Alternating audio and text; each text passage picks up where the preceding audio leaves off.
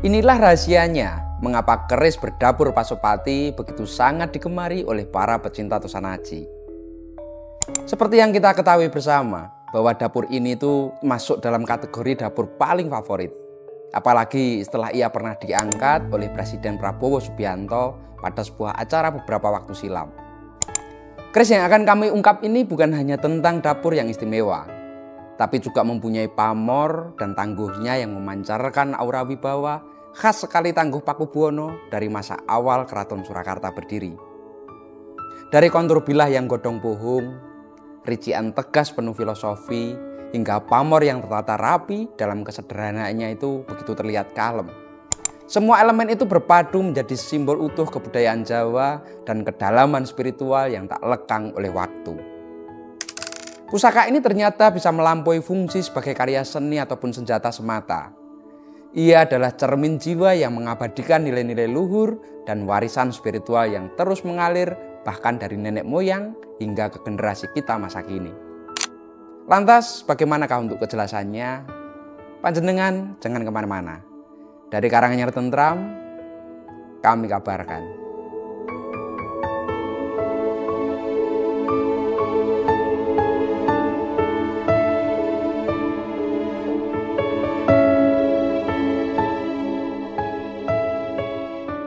Busana yang dikenakan pusaka ini cukup unik. Model warangka wulan tumanggal dengan bahan kayunya itu dari kayu Trembalu lawasan. Sebuah warangka dengan bentuk klasik yang dikenal karena siluetnya itu menyerupai bulan sabit.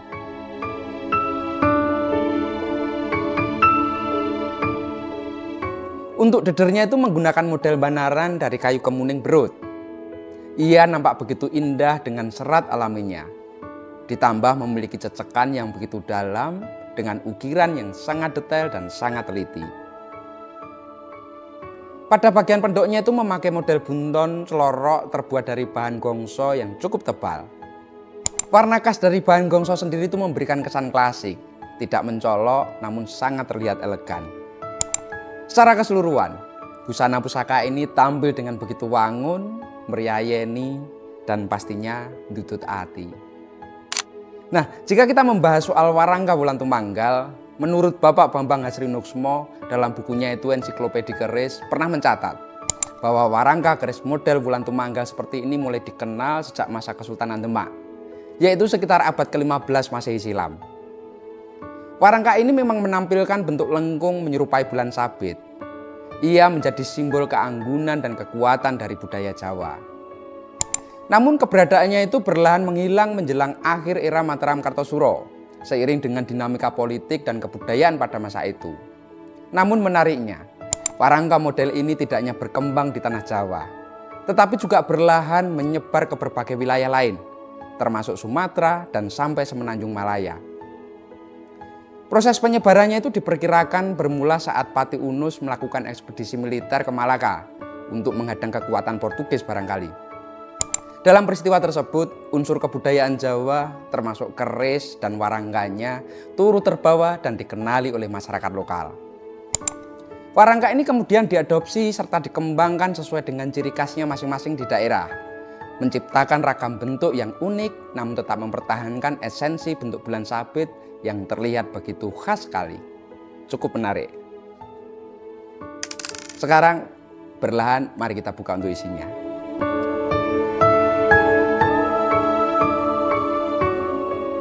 Pusaka lurus dapur Pasopati Pamor Wahyu Tumurun Tangguh Pakubuwono III atau dikenal dengan Pakubuwono Sepuh.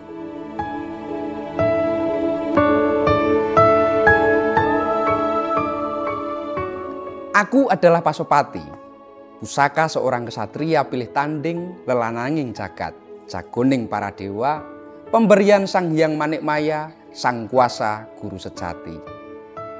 Aku adalah simbol kemenangan, kemenangan dharma dalam kebenaran, dalam melawan adharma ataupun keburukan dalam diri, dunia, dan alam semesta.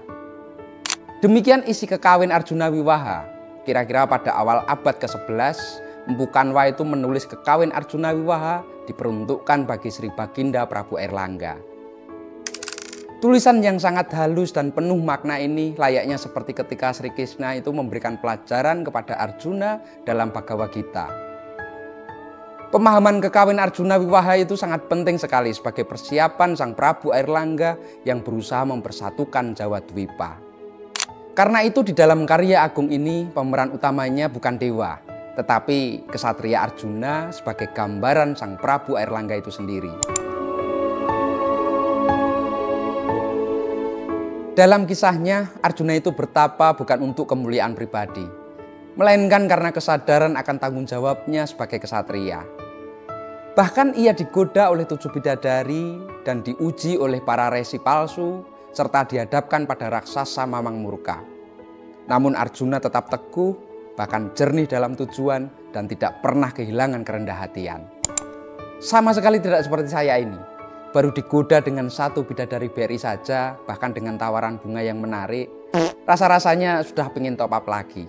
Begitu lemah batin kami. Kita lanjutkan yang tadi. Ujian tertingginya itu saat datang Arjuna itu bertarung melawan seorang kesatria misterius. Ia melawan tanpa amarah dan menang tanpa kesombongan. Dan ternyata setelah itu ia baru tahu bahwa lawannya adalah Betara Guru itu sendiri. Maka Pasopati pun dianugerahkan senjata yang memang bukan untuk membunuh, tetapi untuk menyadarkan dan menaklukkan sifat kebinatangan dalam diri manusia.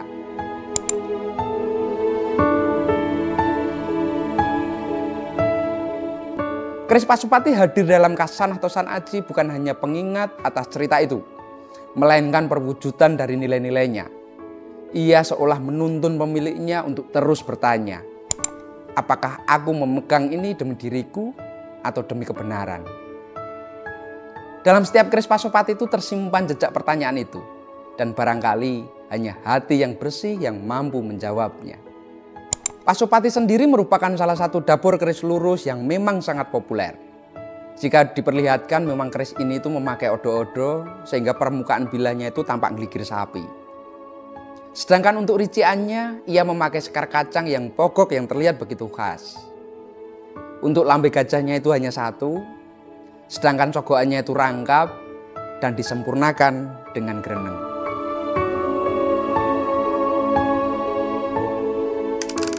Sedangkan menurut catatan kuno, keris Pasopati itu dapat kita lacak pertama kali itu dibicarakan dalam teks sastra Serat Pustaka Raja Purwa dan Serat Pretelan yang ditulis sekitar abad ke-12 Masehi.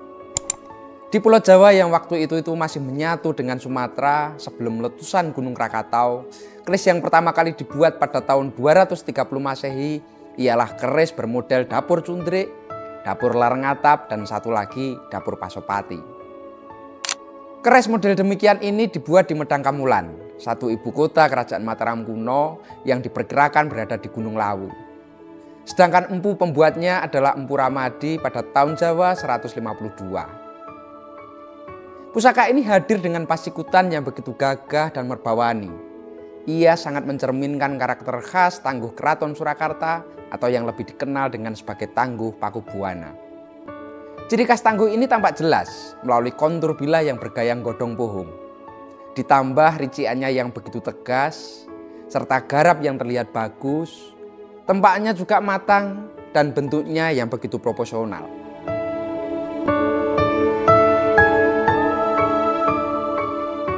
Sedangkan untuk tatanan pamornya sendiri juga tersusun rapi tanpa nerjang landep. Meskipun masih terlihat sederhana dan kalem, sebagaimana lazimnya dari keris masa sebelum Pakubuwono era yang keempat. Yang dimana saat itu keutamaan itu masih diletakkan pada garap bilahnya, belum pada kemewahan dari pamornya. Salah satu penanda kuat dari tangguh ini juga terdapat pada bagian greneng. Bisa dipirsani, ia menampilkan kekhasan bentuk dari pengerjaan sesuai gaya era Pakubuwono. Gaya garap seperti ini banyak dijumpai pada keris-keris dari masa awal Surakarta Hadiningrat. Periode ketika Keraton Surakarta itu menjadi pusat pelestarian nilai-nilai adiluhung Mataram Islam termasuk dalam seni dari Tosan Aji.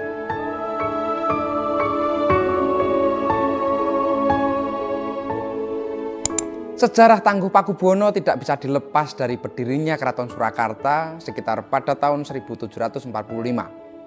Ketika Pakubuwono itu memindahkan istana dari Kartosuro akibat kerusuhan dan kehancuran yang melanda. Pemindahan ini bukan hanya perpindahan secara fisik semata, namun juga momentum untuk menata ulang tatanan budaya Jawa yang memang nyaris porak-poranda.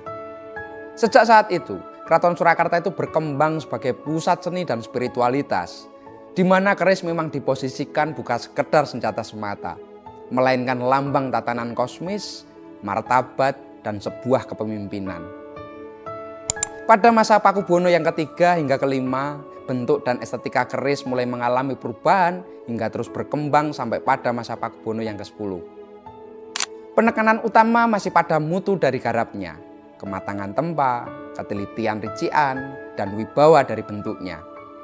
Namun seiringnya waktu, terutama setelah Pakubuwono yang keempat, perhatian terhadap pamor mulai meningkat. Pamor tak lagi hanya perlengkap semata, tapi menjadi bagian yang sangat penting dari ekspresi estetika dan spiritualitas dari sebuah keris. Meski demikian, pusaka dari periode awal ini tetap menunjukkan bahwa keutamaan tidak terletak pada kilau pamornya saja, melainkan pada keutuhan dari bentuk dan sebuah makna yang terkandung di dalamnya.